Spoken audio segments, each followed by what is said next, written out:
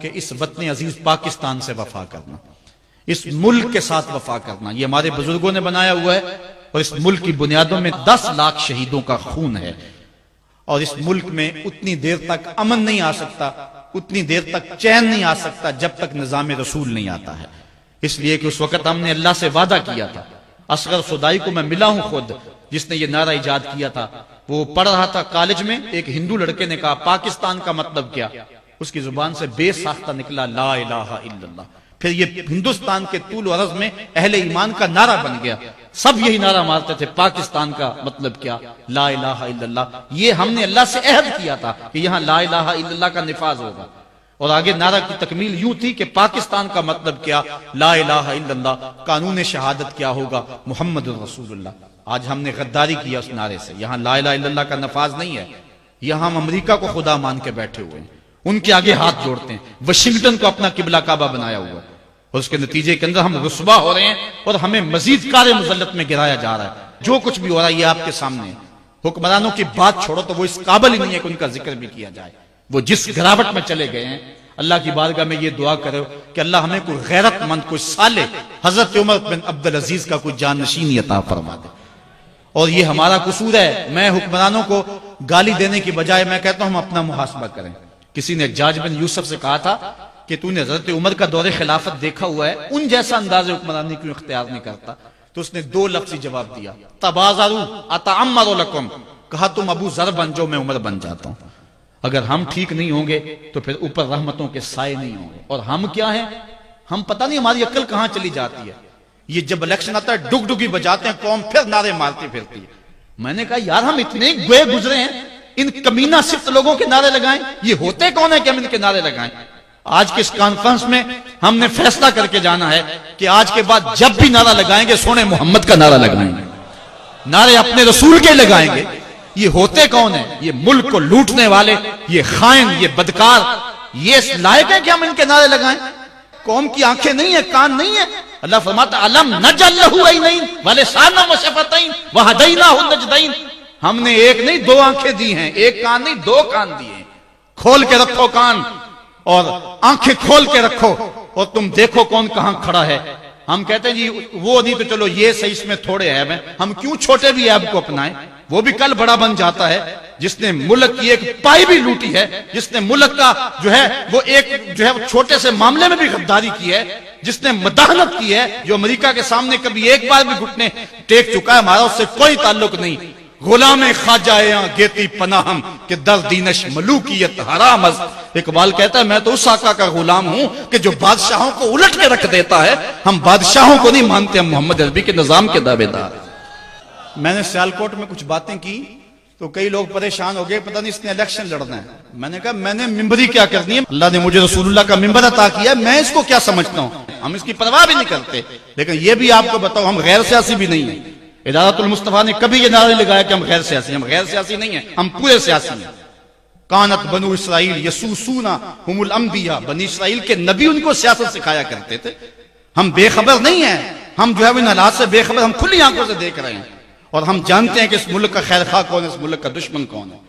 یہ ملک کسی کے جہیز میں نہیں ملا، شہیدوں کے خون پر یہ ملک قائم ہوا ہے۔ پوچھو ان بوڑھوں سے جو آگ اور خون کا سمندر گزر کر کے آئے ہیں، وہ شخص آج بھی موجود ہے کہ جس شخص نے مجھے یہ کہانی خود سنائی، وہ کہتا ہے کہ ہم ایک کماد کے کھیت میں چھپ گئے سکھوں سے بچتے ہوئے، اور وہ بیٹیاں اٹھا کے لے جاتے تھے۔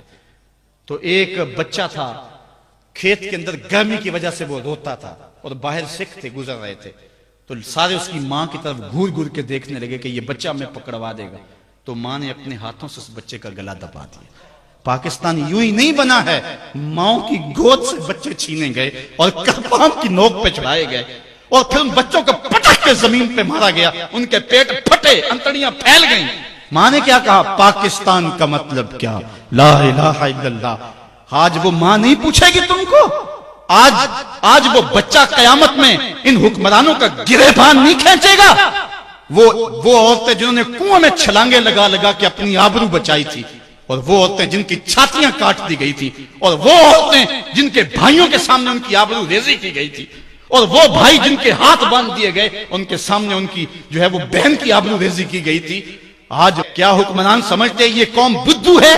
اگر قوم بدھو بھی ہے تو وہ شہید تم سے انتقام لیں گے، اللہ کا کوڑا برسنے والا ہے تمہارے اوپر۔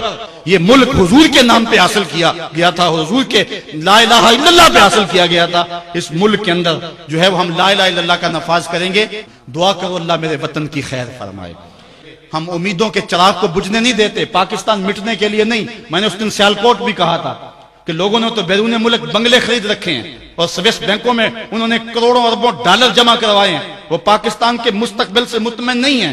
پتہ نہیں پاکستان کب کچھ ہو جائے، ہم اڑ کے وہاں چلے جائیں گے، لیکن میں کہتا ہوں کہ تمہارا تو جینا مرنا اس وطن کے لیے ہے، تم نے تو رہنا ہی اس ملک میں ہے، تم نے تو آخری سانس تک اس ملک سے وفا کرنی ہے۔ اس لیے ہم نے چراغ امید کو کبھی بجھنے نہیں دینا، اور اس پاکستان کے لیے جو ہم کر سکے وہ ہم نے کرنا ہے۔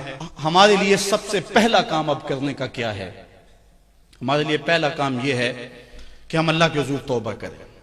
جب کوئی قوم توبہ کرتی ہے اللہ سارے گناہ معاف کر دیتا ہے۔ یہ جو حالات ہمارے اوپر بنے ہوئے ہیں، امن ختم، وہ بھی حضرت بتا رہے تھے، بجلی ختم، ٹوٹی کھولو تو پانی نہیں، بٹن دباؤ تو جو ہے وہ بجلی نہیں ہے، عجیب صورتحال، نہ گیس ہے، کچھ بھی نہیں ہے، ہم عجیب زندگی گزار رہے ہیں۔ آج اگر ایک بندہ گھر سے باہر نکلتا ہے تو خیریت سے واپس آ جائے تو 100 بار شکر ادا کرتا ہے۔ کیا پاکستان کے یہ حالات آپ کے سامنے نہیں؟ یہ اللہ کا قہر اور غضب نہیں ہے؟ آج اگر ہم سچی توبہ کر لیں تو اللہ پچھلے سارے گناہ معاف کر دے گا اور قوم کو نیا بانگپن اور نئی زندگی عطا فرمائے گا۔ آؤ آج کی اس مجلس میں ہم اللہ کے راستے میں سچی توبہ کر کے نکلیں اور عزم کریں، مالک جو زندگی گزر گئی، باقی جیئیں گے مریں گے تو تیرے لیے، ہماری زندگی کا ایک ایک سانس تیرے لیے وقف رہے گا۔ دائیں بائیں سے الجھے نہ، چھوٹی چھوٹی باتوں کی پرواہ نہ کریں، اپنی صلاحیتوں کو ضائع نہ کریں۔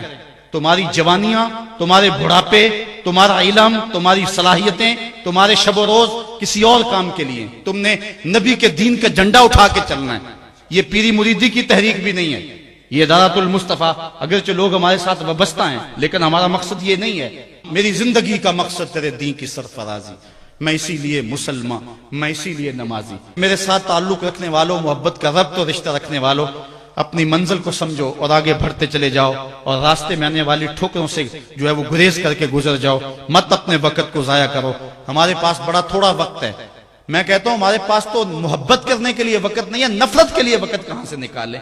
اس لیے آگے چلتے چلے جاؤ اور راستے کو پاٹتے چلے جاؤ اور منزل کی طرف سفر جاری رکھو، قرآن کی نوکری کرتے رہو، یہی سعادت مندی ہے۔ آفاق کے ہر گوشے میں قرآن سنا کر دم لینا، اب رکنا نہیں، اب تھمنا نہیں، فردوس میں جا کر